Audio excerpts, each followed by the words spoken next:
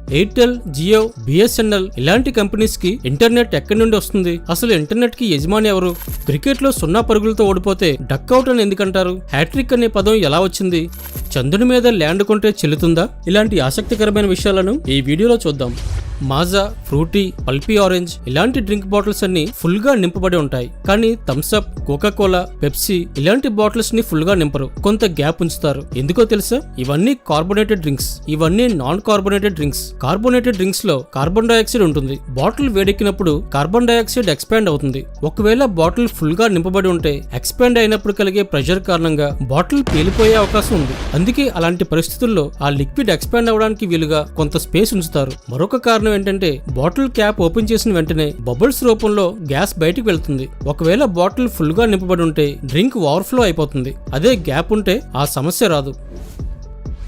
Air pollution కారణంగా ప్రతి సంవత్సరం సుమారు 67 లక్షల మంది చనిపోతున్నారని WHO నివేదించింది. బయటి పొల్యూషన్ నుండి కాపాడుకోవడానికి మాస్క్ వేసుకోవచ్చు. మరి ఇంట్లో ఉండే ఎయిర్ పొల్యూషన్ కి పరిష్కారం ఎయిర్ ప్యూరిఫైర్ ని వాడటం. ఇది కాకుండా చీప్ అండ్ బెస్ట్ సొల్యూషన్ ఏంటో తెలుసా? Indoor plants. కొన్ని రకాల ఇండోర్ ప్లాంట్స్ మన చుట్టూ ఉండే గాలి నుండి కేవలం 8 గంటల్లోనే సుమారు 97% టాక్సిక్ కాంపౌండ్స్ ని నిర్మూలించగలదని ఆస్ట్రేలియాకి చెందిన యూనివర్సిటీ ఆఫ్ టెక్నాలజీ సిడ్నీ వాళ్ళ అధ్యయనంలో కనుగొన్నారు.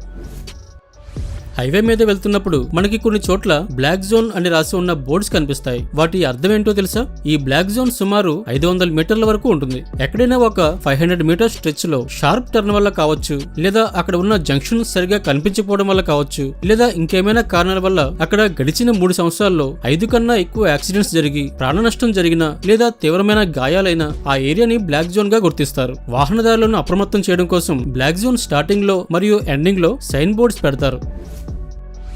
మనకి 2 కళ్ళు ఎందుకుంటాయో తెలుసా? మనం 2 కళ్ళతో చూసినప్పుడు మన ఫీల్డ్ ఆఫ్ వ్యూ 180 డిగ్రీస్ వరకు ఉంటుంది. అంటే మనం 180 డిగ్రీస్ వరకు చూడవచ్చు. అదే ఒక కన్నుతో చూస్తే మన ఫీల్డ్ ఆఫ్ వ్యూ 150 డిగ్రీస్ మాత్రమే ఉంటుంది. మరో 20 to 30 డిగ్రీస్ వరకు మనం చూడలేం. అందుకే వైడర్ ఫీల్డ్ ఆఫ్ వ్యూ కోసం 2 కళ్ళు ఉంటాయి. మరొక కారణం, మనం ఒక్కో కన్నుతో విడివిడిగా చూసినప్పుడు మనం చూసే పిక్చర్స్ ఒకేలా అనిపిస్తాయి, కానీ ఒకటి కాదు, కొంచెం తేడా ఉంటుంది. మనం 2 కళ్ళతో చూసినప్పుడు ఈ 2 వస్తువులు మనకి ఇలా కనిపిస్తున్నాయి కదా, కానీ మనం కేవలం కుడి కన్నుతో మాత్రమే చూస్తే మనకి ఇలా కనిపిస్తుంది. ఎడమ కన్నుతో చూస్తే ఇలా కనిపిస్తుంది. మన 2 కళ్ళు బ్రెయిన్ కి కొంచెం తేడాగా ఉన్న 2 వేరు ఇమేజెస్ ని పంపిస్తాయి. బ్రెయిన్ ఆ 2 ఇమేజెస్ ని కలిపి ఒక 3D ఇమేజ్ ని క్రియేట్ చేస్తుంది. దానివల్ల మనకి ఆ ఆబ్జెక్ట్స్ ఎంత దూరంలో ఉన్నాయి, ఆ రెండింటి మధ్య ఎంత దూరం ఉంది అన్న విషయాలు తెలుస్తాయి. చాలా మంది చంద్రుని మీద ల్యాండ్ కొనుక్కున్నారు. కొన్నట్టు వాళ్ళ దగ్గర సర్టిఫికేట్ కూడా ఉంది. అయితే ఇది నిజంగా చెల్లుతుందా? తెలుసుకుందాం. 1967లో ఇండియాతో సహా 110 దేశాలు ఔటర్ స్పేస్ ట్రీటీ మీద సైన్ చేశాయి. దాని ప్రకారం ఏ దేశానికి కానీ వ్యక్తికి కానీ వేరే గ్రహాల మీద, ఉపగ్రహాల మీద ఎటువంటి హక్కు ఉండదు. అయితే దేశాలకు హక్కు లేదు, కానీ ఒక ఇండివిజువల్ గా నాకు హక్కు ఉందని చెప్పి ఒక వ్యక్తి లోనార్ రిజిస్ట్రీ అనే పేరుతో ఒక వెబ్సైట్ క్రియేట్ చేసి చంద్రుని మీద ల్యాండ్ అమ్మడం మొదలుపెట్టాడు. అతని దగ్గర ల్యాండ్ కొన్న వాళ్ళకి ల్యాండ్ కొన్నట్లు ఒక సర్టిఫికేట్ కూడా ఇస్తాడు. కానీ ఆ సర్టిఫికేట్స్ చెల్లవు. వాటికి ఎటువంటి విలువ ఉండదు. అవి కేవలం కాగితాలు మాత్రమే. ఇది తెలియక చాలా మంది కొనుక్కున్నారు. కొంతమంది తెలిసి కూడా కొనుక్కున్నారు. తక్కువ రేటుకే వస్తుంది కదా, కొంటే పోయేదేముంది, చంద్రుని మీద నాకు ల్యాండ్ ఉందని చూపించుకోవడానికి ఒక సర్టిఫికేట్ వస్తుంది కదా అని కొనుక్కున్నారు. ఈ వెబ్సైట్ ని చూసి ఇలాంటివి మరిన్ని వెబ్సైట్స్ పుట్టుకొచ్చాయి. అవన్నీ కూడా ఫేక్. చంద్రుని మీద ఎవరూ ల్యాండ్ అమ్మలేరు, కొనలేరు. టర్మ్ ఇన్సూరెన్స్ కొనేటప్పుడు తెలియక చాలా మంది 4 ప్రధానమైన తప్పులు చేస్తుంటారు. వాటి వల్ల చాలా నష్టపోతారు. అవేంటో తెలుసా? మొదటిది, పాలసీ తీసుకున్న వ్యక్తి మరణిస్తే అతని కుటుంబానికి ఒకేసారి పెద్ద మొత్తంలో డబ్బులు వస్తాయి. సపోజ్ ₹1,00,00,000 లేదా ₹2,00,00,000 వచ్చాయనుకోండి. ఆ కుటుంబ సభ్యులకు అంత డబ్బును ఎలా మేనేజ్ చేయాలో తెలియకపోతే ఆ డబ్బు మిస్యూజ్ అవ్వడం లేదా పోగొట్టుకునే ప్రమాదం ఉంది. అందుకే కొన్ని పాలసీస్ మంత్లీ పేఅవుట్ ఆప్షన్ ఇస్తాయి. అది సెలెక్ట్ చేసుకోవడం వల్ల ఆ కుటుంబానికి ఒకేసారి పెద్ద మొత్తంలో డబ్బు రాకుండా ఆ డబ్బు మంత్లీ బేసిస్ లో వస్తుంది. రెండవది, చాలా మంది ఎప్పుడో మిడిల్ ఏజ్ దాటిన తర్వాత టర్మ్ ఇన్సూరెన్స్ తీసుకుందాంలే అని పోస్ట్ పోన్ చేస్తుంటారు. కానీ అలా చేయడం వల్ల వచ్చే ఇబ్బంది ఏంటంటే మీ వయసు పెరిగే కొద్దీ మీరు కట్టాల్సిన ప్రీమియం పెరిగిపోతుంది. అందుకే ఎంత త్వరగా తీసుకుంటే అంత మంచిది. మూడవది, పాలసీ తీసుకునే సమయంలో మీకు అప్పటికే ఏమైనా ప్రీ ఎగ్జిస్టింగ్ డిసీజెస్ ఉంటే మీ పాలసీలో ఖచ్చితంగా మెన్షన్ చేయాలి. ఎందుకంటే తర్వాత ఒకవేళ మీరు ఆ ప్రీ ఎగ్జిస్టింగ్ డిసీజ్ వల్ల మరణిస్తే మీరు ఆ డిసీజ్ గురించి ముందే డిస్క్లోజ్ చేయలేదు కాబట్టి మీ కుటుంబ సభ్యులకు క్లెయిమ్ రాకపోవచ్చు. అంటే క్లెయిమ్ రిజెక్ట్ అయ్యే ఛాన్స్ ఉంటుంది. 4వది, మీరు బయట ఏజెంట్ దగ్గర కొనే కన్నా ఆన్లైన్ లో కొనడం బెస్ట్ ఆప్షన్. ఎందుకంటే ఆన్లైన్ లో అయితే డిస్కౌంట్ వస్తుంది, రిస్క్ ఉండదు, రెప్యూటెడ్ కంపెనీస్ ఉంటాయి, ఇలా చాలా బెనిఫిట్స్ ఉంటాయి. మీరు ఆఫ్లైన్ లో కొంటే ఈ బెనిఫిట్స్ అన్ని మిస్ అవుతారు. ఈ బెనిఫిట్స్ అన్ని పొందుతూ ఒక మంచి టర్మ్ ఇన్సూరెన్స్ కొనుక్కోవాలంటే దానికి బెస్ట్ ప్లాట్ఫామ్ పాలసీ బజార్. ఇది ఇండియాలోనే best and largest online insurance market place. ఇందులో మీరు 20కి పైగా కంపెనీస్ ప్రొవైడ్ చేసే పాలసీస్ ని కంపేర్ చేసి ఒక మంచి టర్మ్ ఇన్సూరెన్స్ పాలసీని కొనుక్కోవచ్చు. రెగ్యులర్ టర్మ్ ప్లాన్ తో పాటు వీళ్ళు మరో 2 కొత్త వేరియంట్స్ ని కూడా తీసుకొచ్చారు. రెగ్యులర్ టర్మ్ ప్లాన్ లో మీరు పాలసీ టెన్యూర్ అయిపోయిన తర్వాత కూడా జీవించి ఉంటే మీకు ఎలాంటి మెచ్యూరిటీ అమౌంట్ రాదు. కానీ ఈ కొత్త వేరియంట్స్ లో అయితే మీరు జీవించి ఉన్నా కూడా వస్తుంది. పాలసీ బజార్ లో లో ప్రీమియం లో హై సమ్ ఇష్యూడ్ పాలసీస్ పొందవచ్చు. నెలకి కేవలం 525 రూపాయల ప్రీమియం తో ₹1 కోటి సమ్ ఇష్యూడ్ పొందవచ్చు. 10% ఆన్లైన్ డిస్కౌంట్ పొందవచ్చు. 24/7 క్లైమ్ అసిస్టెన్స్ పొందవచ్చు. 80 ఇయర్స్ వరకు కవరేజ్ తీసుకోవచ్చు. రైడర్ ప్లాన్స్ తీసుకుంటే 59 రకాల తీవ్రమైన అనారోగ్యాలు కూడా కవర్ అవుతాయి. యాక్సిడెంటల్ కవరేజ్ ఉంటుంది. సెక్షన్ 80C కింద ట్యాక్స్ బెనిఫిట్స్ కూడా పొందవచ్చు. ఈ ప్లాట్ఫామ్ ద్వారా ఇప్పటి వరకు 90 లక్షలకు పైగా పాలసీస్ అమ్ముడుపోయాయి. మీరు కూడా ఈ వీడియో డిస్క్రిప్షన్ లో ఉన్న లింక్ క్లిక్ చేసి ఒక మంచి టర్మ్ ఇన్సూరెన్స్ పాలసీని కొనుక్కుని మీ కుటుంబానికి ఆర్థిక భద్రతనివ్వండి.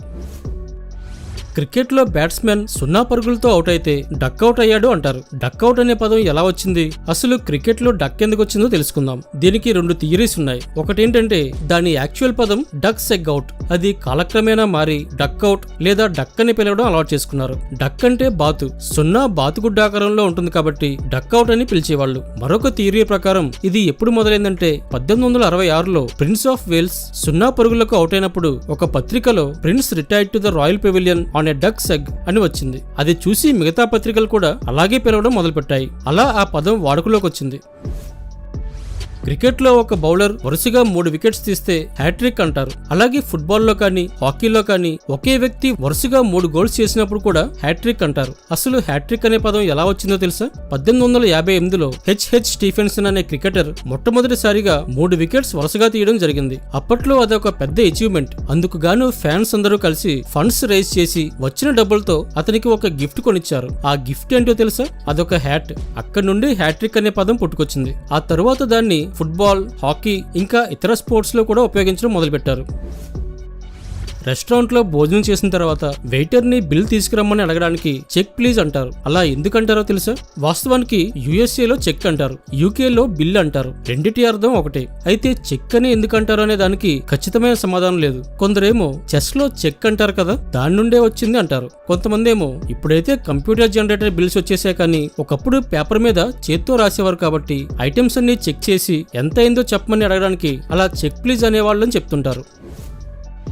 మనకి ఇంటర్నెట్ ఎయిర్టెల్, జియో, BSNL ఇలాంటి కంపెనీస్ నుండి వస్తుంది కదా, మరి వాళ్ళకి ఇంటర్నెట్ ఎక్కడి నుండి వస్తుంది? అసలు ఇంటర్నెట్ కి ఓనర్ ఎవరు తెలుసుకుందాం. ఇంటర్నెట్ అంటే ప్రపంచంలో ఉండే వేరు కంప్యూటర్స్ ని, సర్వర్స్ ని ఇంకా ఇతర ఎలక్ట్రానిక్ డివైసెస్ ని కనెక్ట్ చేసే ఒక గ్లోబల్ నెట్వర్క్. ఈ ఇంటర్నెట్ నుండి మన కంప్యూటర్ కి కానీ ఫోన్ కి కానీ కనెక్షన్ ని అందించే కంపెనీని ఇంటర్నెట్ సర్వీస్ ప్రొవైడర్ అంటారు. ఇంటర్నెట్ సర్వీస్ ప్రొవైడర్స్ 3 లెవెల్స్ లో ఉంటారు: Tier 1, Tier 2, Tier 3. ప్రపంచంలో ఉన్న ఇంటర్నెట్ ట్రాఫిక్ మొత్తంలో 99% కేబుల్స్ ద్వారానే, 1% మాత్రం శాటిలైట్ ద్వారా ఉంటుంది. ప్రపంచవ్యాప్తంగా వివిధ దేశాలను కలుపుతూ పెద్ద ఫైబర్ ఆప్టిక్ కేబుల్స్ సముద్రం గుండా వేయబడ్డాయి. ఒక దేశం నుండి మరొక దేశానికి డేటా ట్రాన్స్ఫర్ అవ్వాలంటే ఈ కేబుల్స్ ద్వారానే జరుగుతుంది. వీటిని సబ్మెరైన్ కేబుల్స్ అంటారు. ఈ కేబుల్స్ వేసిన వాళ్ళు Tier 1 ISPs. వీళ్లకు సొంత కేబుల్స్ ఉంటాయి కాబట్టి వీళ్ళు ఎవరికి డబ్బులు కట్టాల్సిన పని లేదు. వీళ్ల నుండే వేరే వాళ్ళు కొనుక్కుంటారు. ఇండియాలో ఉన్న Tier 1 ISP Tata communications. Tier 2 ISPs ఏం చేస్తాయంటే Tier 1 ISP నుండి కొంత బ్యాండ్విడ్త్ కొనుక్కొని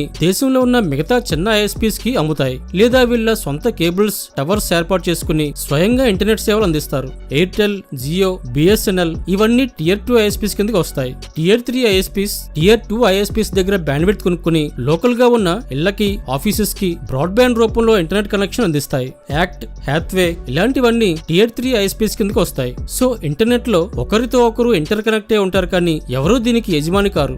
ఈ వీడియో డిస్క్రిప్షన్ లో ఉన్న లింక్ క్లిక్ చేసి టర్మ్ ఇన్సూరెన్స్ పాలసీ కొనుక్కుంటే మీకు 10% డిస్కౌంట్ వస్తుంది. ఆసక్తికరమైన ప్రశ్నలు ఏమైనా అడగాలనుకుంటే కామెంట్ బాక్స్ లో రాయండి.